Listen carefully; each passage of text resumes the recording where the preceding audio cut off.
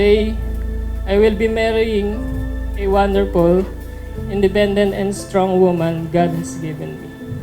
You are my best friend, kapod buddy, road trip at kabanding sa iba't ibang bagay.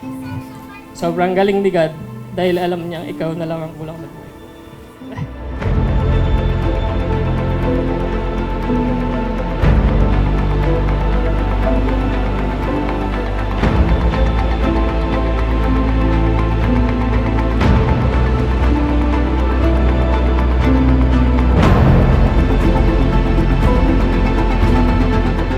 Mahal, ikaw yung tipo ng tao na tahimik lang, nahihiyain, pero sobra-sobra kang magmahal. Thank you for being who you are.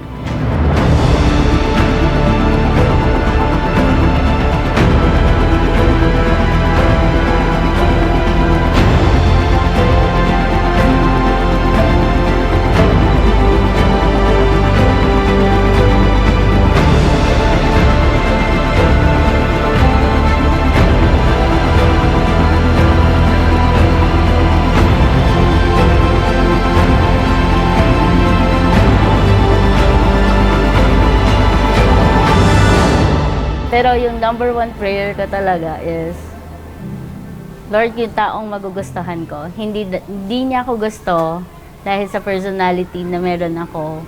Pero gusto ko mas makita sa kanya na more than me, mas mahal niya si God.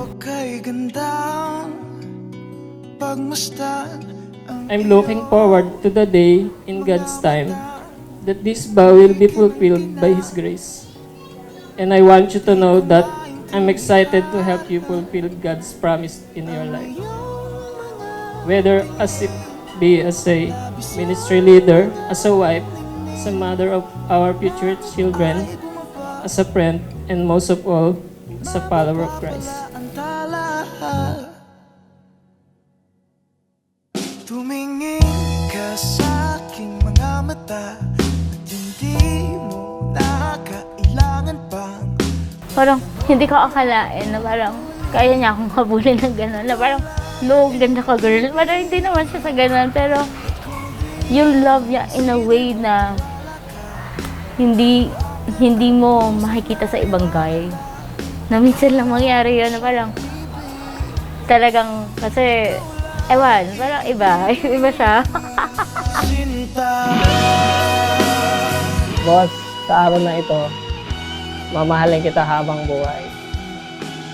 Kasama natin ang Panginoon na magtaguyod ng ating pamilya at ang ating kinabukasan. sa paglisan ng araw akala di ko mahal.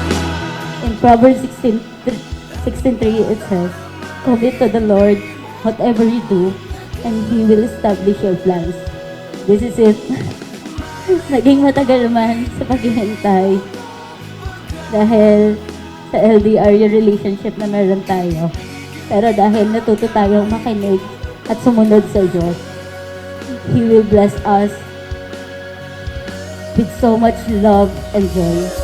Tumingin ka sa aking mga mata at hindi mo na kailangan pang magtanong ng paulit-ulit.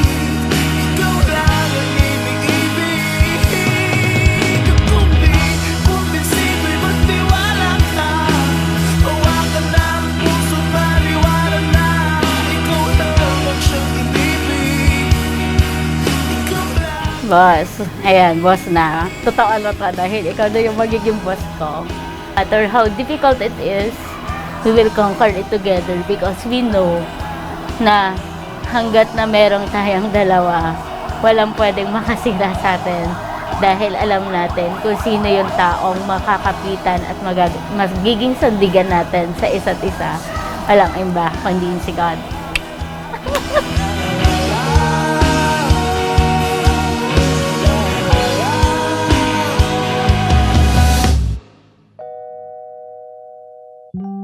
Sinta.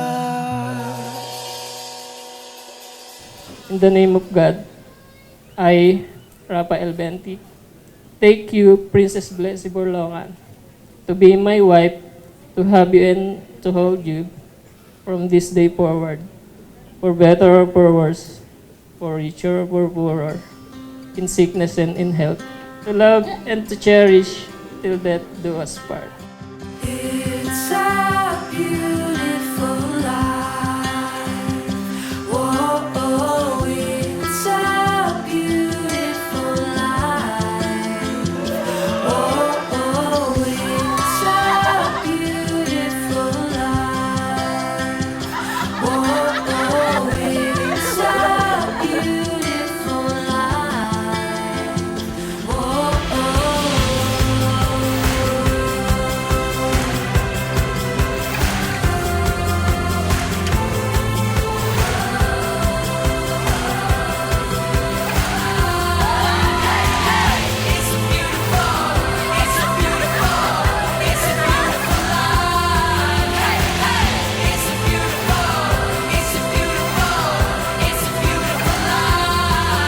To my shining armor, my love of my life, I'm excited to grow, learn, and change the world with you. I love you.